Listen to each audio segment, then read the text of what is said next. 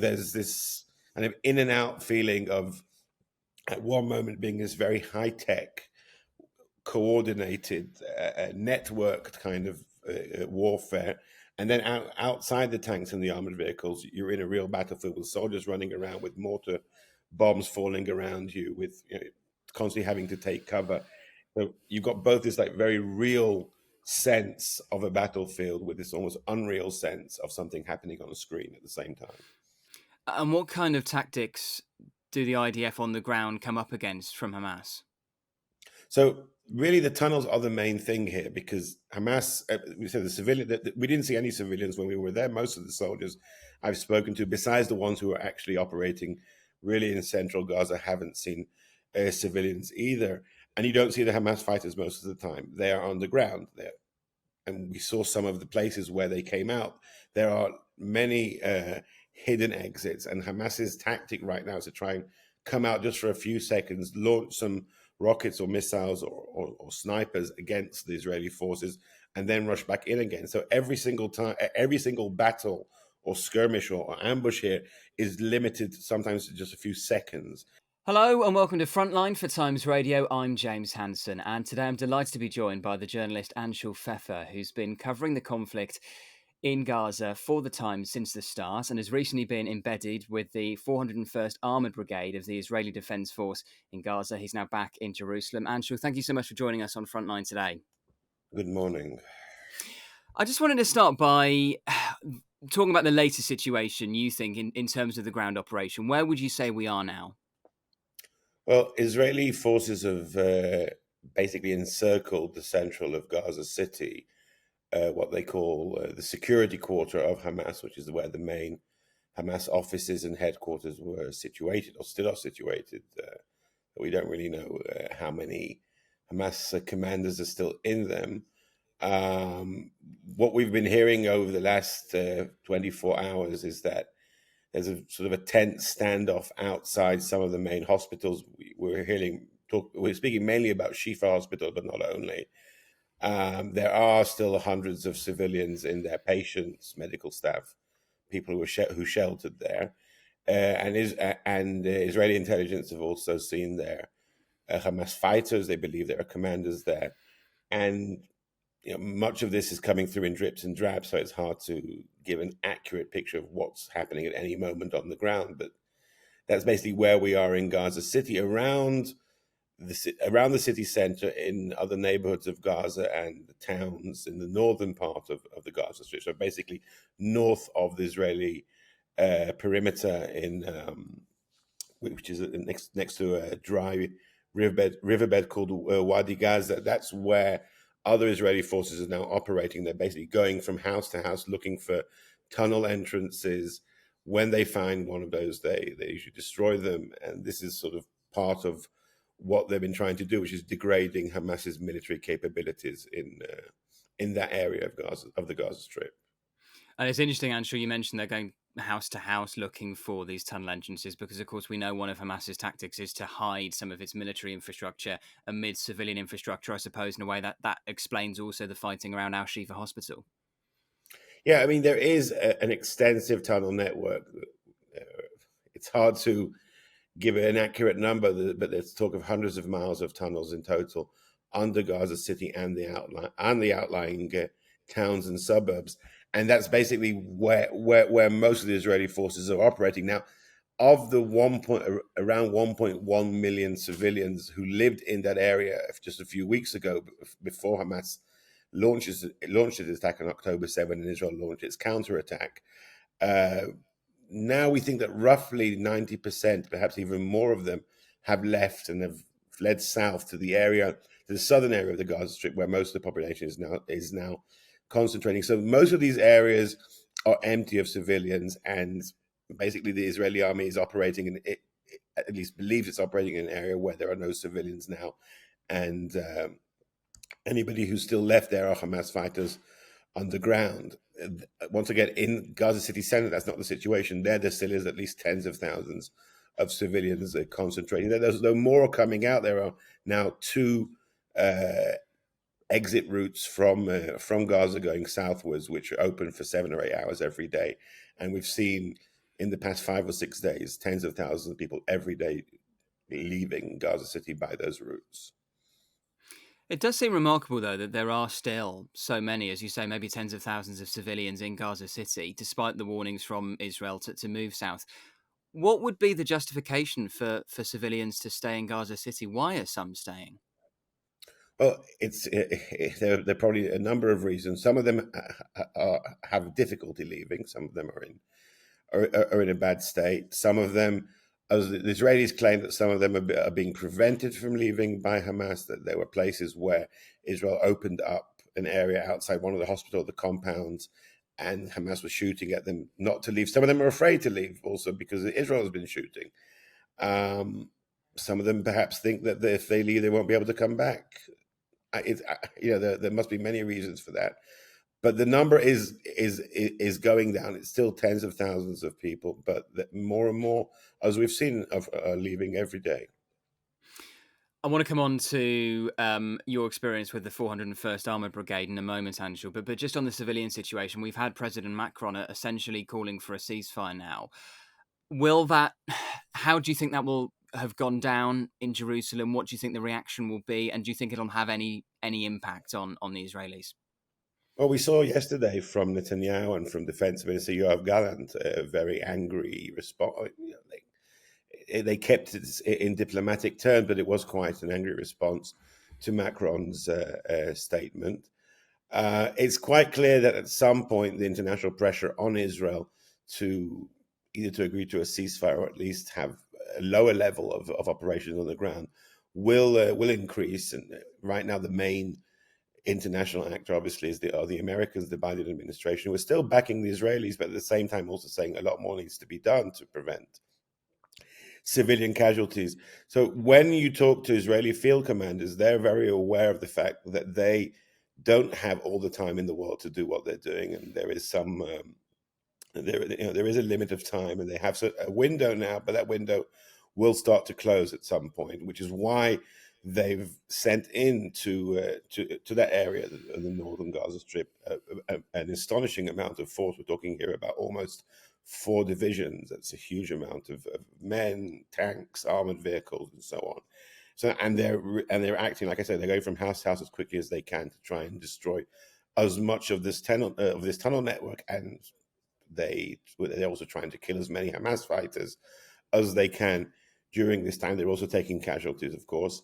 But I think there's another factor that we should mention, and that is that there are ongoing talks behind the scenes through the Qataris, through the Egyptians.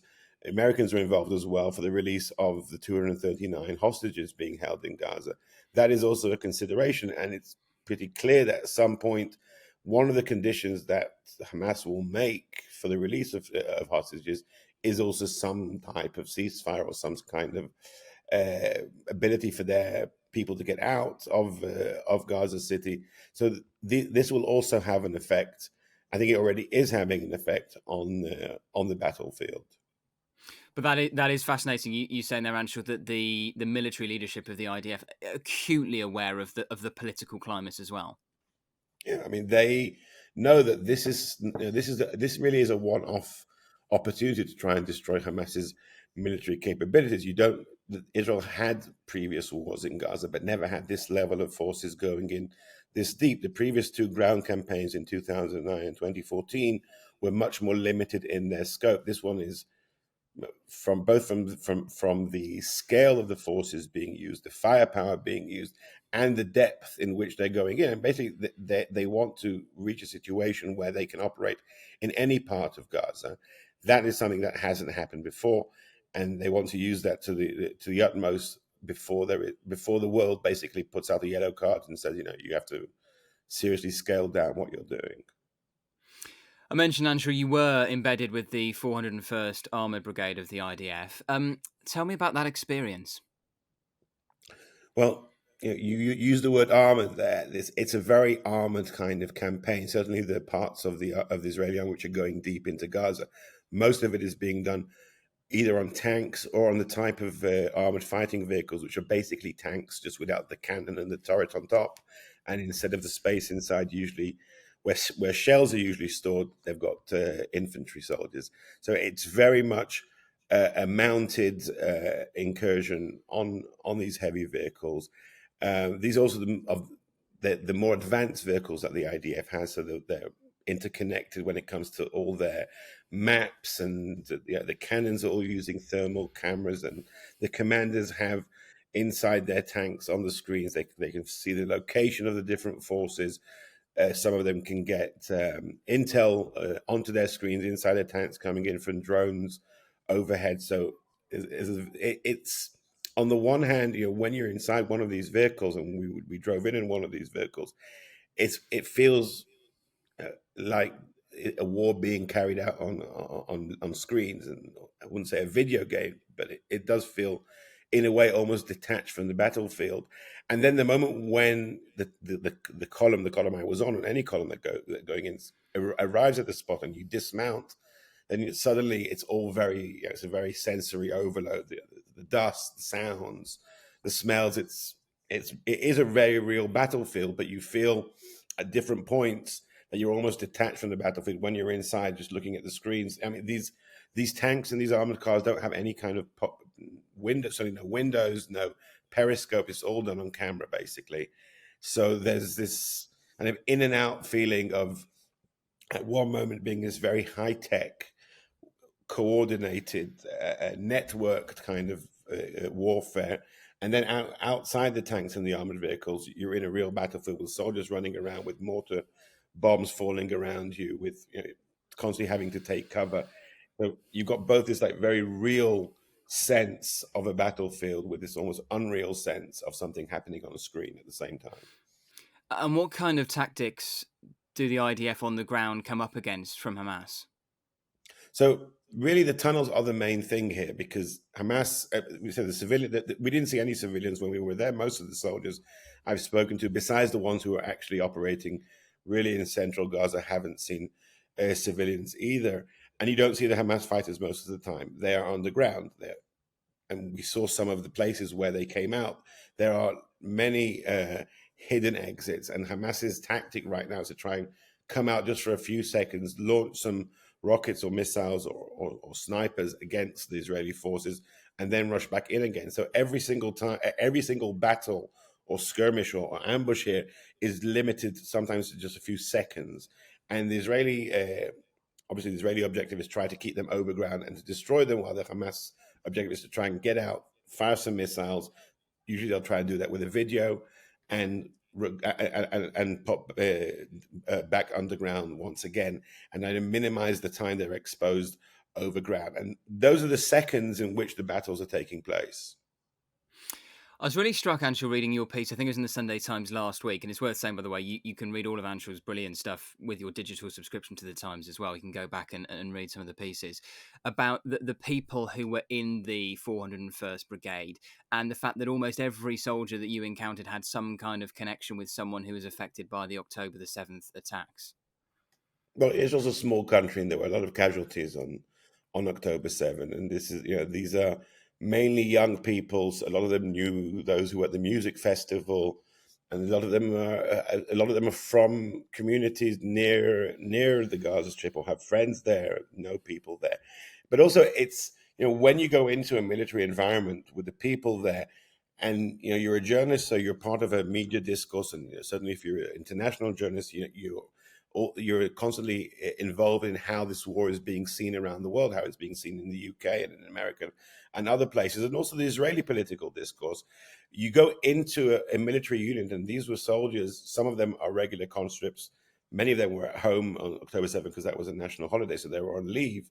But everybody was sort of called to duty on October 7th, whether they were conscripts or professional soldiers, or many of them are reservists or civilians who were called up. But for the last 5 weeks, they've just been on this mission. They were called up, they started training, they joined their units. If they're tank crews, they started getting back into their tank and refreshing themselves on how to do anything that you do in a tank. If they're infantry or combat engineering, they were doing their type of refresher training, and that was going on for about 3 weeks until the ground offensive began 2 weeks and 2 days ago.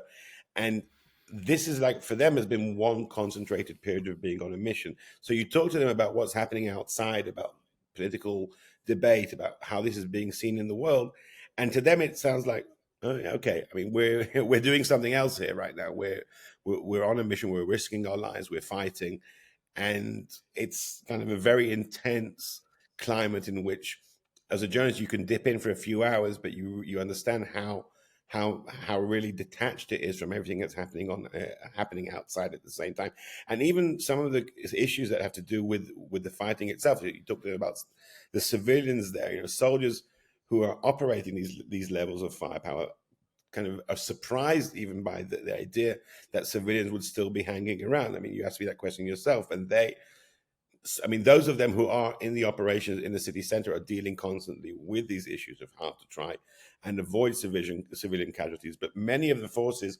are operating in areas where it's just them and some destroyed landscape and the occasional hole from which a Hamas fighter may emerge at any moment. And it's that's their daily reality, and whether they're maneuvering with their tanks, whether they're guarding a stronghold, or even when they're sleeping, because they're in there for days and days, they have to also have this routine of sleeping and eating and so on. This is constantly the reality around them. And how would you say the military operation is being viewed in Israel at the moment? I mean, I find it a bit depressing sometimes how much the focus in the West has moved off what happened on October the 7th. But of course, in Israel, I don't know whether it's fair to describe it as a nation that is still in a state of mourning almost. How are they viewing the operation in Gaza at the moment? From the Israeli perspective, surveys have numbers of around 85% supports. That's almost total consensus around the operation. Israel still is, in many ways, a nation in mourning, coming out of this terrible trauma of October 7, which is why the political debate is not about the military operation. It's not about whether the military operation is necessary. For most Israelis, it is necessary. It's imperative, and you don't. Whether it's Israelis who support the government or in the opposition, left, right, center, almost everybody is totally in favor. There's a lot of political debate about what should happen in Gaza on the day after. There's a lot of political debate of the responsibility of Benjamin Netanyahu's government and himself for what happened on October 7th. But as far as the military operation goes, it's very hard to find in Israel anybody who's opposed to it. And Israel is now a mobilized society, and for people in the West who haven't experienced that, because basically since the Second World War, there's no Western country which has been fighting on its border this kind of a war and has been at this level of mobilization. It's something which is really hard to grasp. But that is what Israel is now. It's a mobilized society. And to what extent are Israelis aware of the conversations happening in the rest of the world? I mean, we mentioned Macron's call for a ceasefire, pressure from the G7 for more humanitarian pauses. And of course, only this weekend we've had in London and I'm sure in many other cities around the world, more protests, pro-Palestinian protests calling for a ceasefire.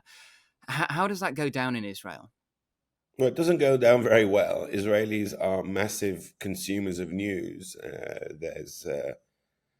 Obviously, every country has its news organization. In Israel, the level of news reporting and consumption on a daily basis, not during wartime, is quite high. So certainly now, and a lot of these things are coming through. I mean, obviously, the focus of most of the Israeli news organization is on what's happening on the ground and on the casualties, and what happened on October 7th is still a huge thing here. And since there were so many places attacked, so many stories are still coming out of what happened there. But at the same time, yes, there's a lot of attention on what's being said in the world, and obviously the response to people like Macron from most Israelis is quite angry. At the same time, there's also a lot of anger at the government for not handling this situation better. The diplomatic front, the media front. I'm not quite sure if there really is something the government could have done better on this, and if this wasn't inevitable.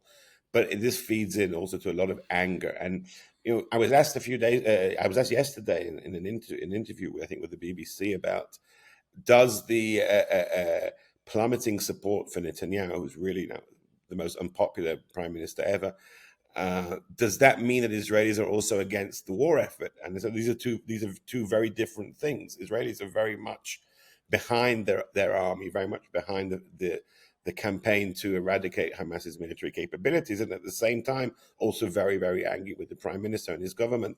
And there's a feeling that these are almost two totally different things. Yes, the government may be the ones lead or giving the instructions to the army, but Israelis don't really see them now as one and the same. Israelis see their army, which because so many people have been mobilized and called up. Everybody has a son or a brother or a sister. I mean, 20% of those who've been called up are women soldiers. Everybody's got someone there on the front line. And at the same time, they don't see the government as being part of this. They see the government as being something which is at fault, something which is hindering the war effort, which has been doing a very inefficient and inept job of the civilian relief effort, which is also massive. About 200,000 families have been uprooted, and there are so many casualties to deal with, and so on. So this is a kind of on the one hand, Israeli society is mobilizing, is very much behind the military, is very much not behind the government. I want to come on to the situation with the hostages in a moment, Anshel. Just on Netanyahu, you mentioned he's the most unpopular prime minister ever, pretty much, in Israel now. How long do you give him? Well, he's not going to go voluntarily. That's not his in his character. He never has. He never will. And it's a parliamentary democracy is the system. So you need a majority in the parliament to remove him or to call for new elections. For one of those two things, you have to have some of the members of his coalition defecting and joining the opposition in a move to remove him. And that's not happening right now. I don't think it's going to happen while the war is being fought with this intensity. Come back to me in a few weeks or months when there's a ceasefire and things are more.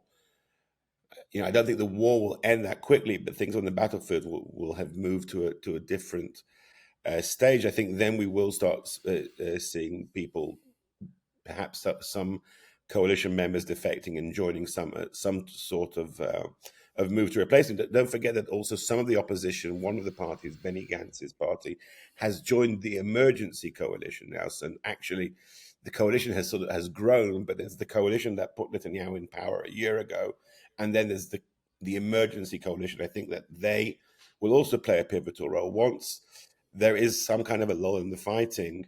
Then the question will be, will that party which joined the coalition 4 days after the war began, will they stay there, or will they go back to opposition and say, we're now launching the bid to unseat Netanyahu? But to kind of say when that's going to happen and what kind of democratic or parliamentary mechanism will be used to do that, it's a bit premature. Anshel, you've written for The Times this week about divisions within Hamas's leadership, in particular over what to do with the hostages. Just tell us about that. Well, the situation in which a war is going ahead with 239 now hostages being held in different locations in Gaza, and they're not all being held by Hamas. Some of them are being held by Islamic Jihad, which is a smaller terror organization, and even by some crime groups, because what happened on October 7th, once Hamas breached the border fence in so many locations, other groups went in, even some just regular looters or what you can call them war tourists came through. And from what we've learned since, Hamas were the first to snatch Israelis and spirit them back into Gaza, but then others came through and did the same. So there, of the 239 hostages that Israel believes are being held there, first of all, some are dead already. In many cases, we saw in the footage that bodies were being snatched into Gaza. So the question is how many of them are alive, and then the question is how many of them are held by Hamas, which is an organization which is currently in contact with its Qatari patrons in Doha, and through them there is some form of negotiations. There's also negotiations going on in Egypt, and then there are these other groups, and so you have to have all these simultaneous kind of negotiations or talks or whatever on this. And then obviously it affects the way the Israeli forces are operating, because they're also looking for any kind of sign of life, location of hostages, and see if they can launch at the same time some kind of operation to rescue. There was one such operation a week ago in which the location of one hostage was was detective, and Israeli special forces went in and rescued her. But that's just one. And then we've had the release of 4 so far, some kind of like goodwill gesture by Hamas. I'm not quite sure what that goodwill means when they're still holding a 10-month-old baby and lots of other kids and elderly people.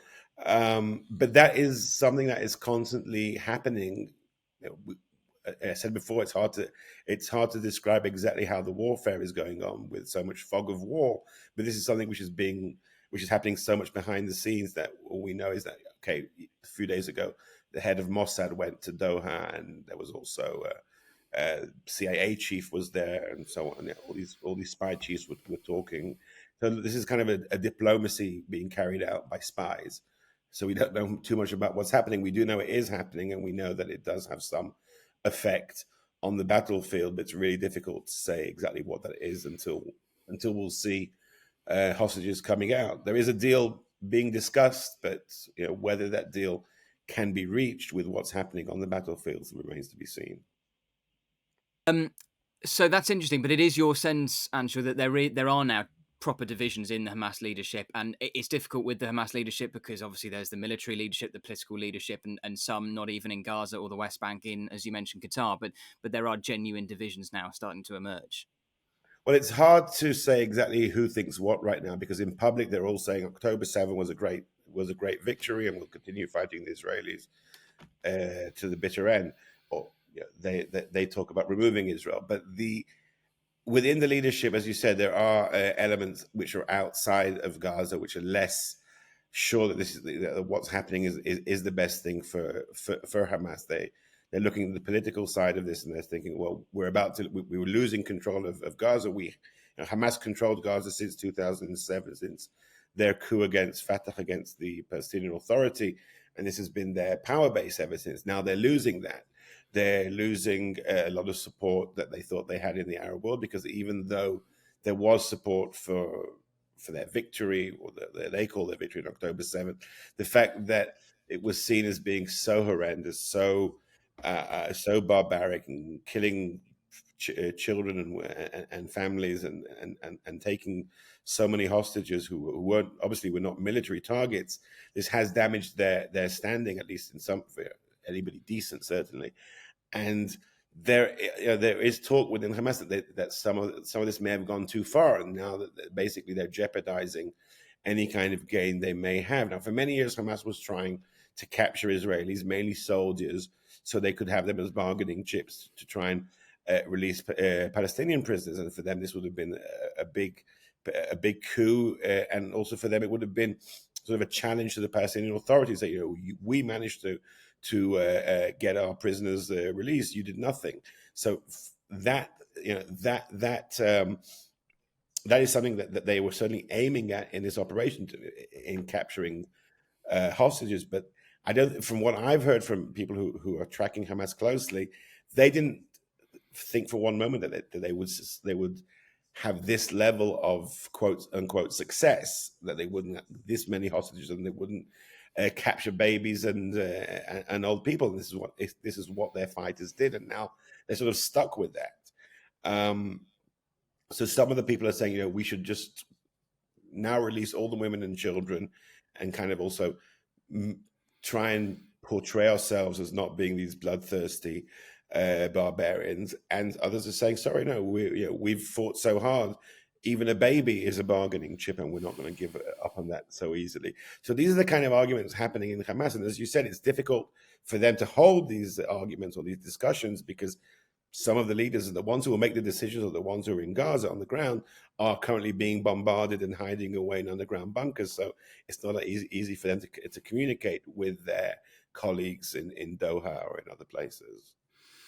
Just one more question, Anshel. It was interesting you mentioned that one of the debates happening in Israel at the moment is what the future longer term is for Gaza. What happens if, let's say, Hamas is fully destroyed? What comes next? What is your sense of what might happen? What are the conversations happening in Israel about that? Well, the conversation happening in Israel are not very realistic, because Israelis are really focused on what's happening now in the war. And when they talk about the day after, you're hearing from the far right and from just people who are sort of very excited about the fact that Israel's now fighting back, that Israel has to occupy the Gaza Strip, even rebuild the Jewish settlements which existed here before 2005 when Israel withdrew from Gaza. And Netanyahu last night said that's not going to happen. That's not realistic. I spoke to some of the senior officers in the field who were saying to me, some of our soldiers are kind of like saying, we're back, we're going to stay here. I'm inviting. One of them said to me, "I'm inviting you to come and cover our retreat from that place." Like most people are not taking this very seriously, though there are in the political arena, certainly on the far right, people who are talking about this seriously. On the other hand, those who are the more serious sort of strategic planners in the Israeli military are talking of some kind of mechanism whereby Gaza can be handed over to the Palestinian Authority, which will return to Gaza after 16 years of absence. And that is also something which is going to be very difficult to carry out. The Palestinian Authority, which is now based in the West Bank, doesn't really have the capacity to do this. They don't want to be seen as returning on Israel, on top of an Israeli tank. That's not a good look, certainly for them in the Arab world and among the Palestinians. At the same time, they do want to reassert control of Gaza. The question is how it's going to happen. But that is also something which is very unpopular right now within Israel. Israel feels very,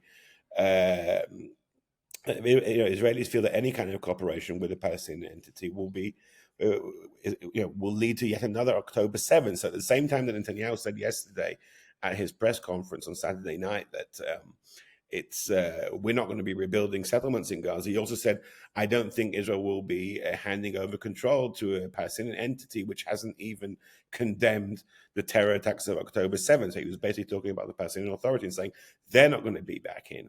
But that means there's no one else to come in. And so obviously that's not realistic.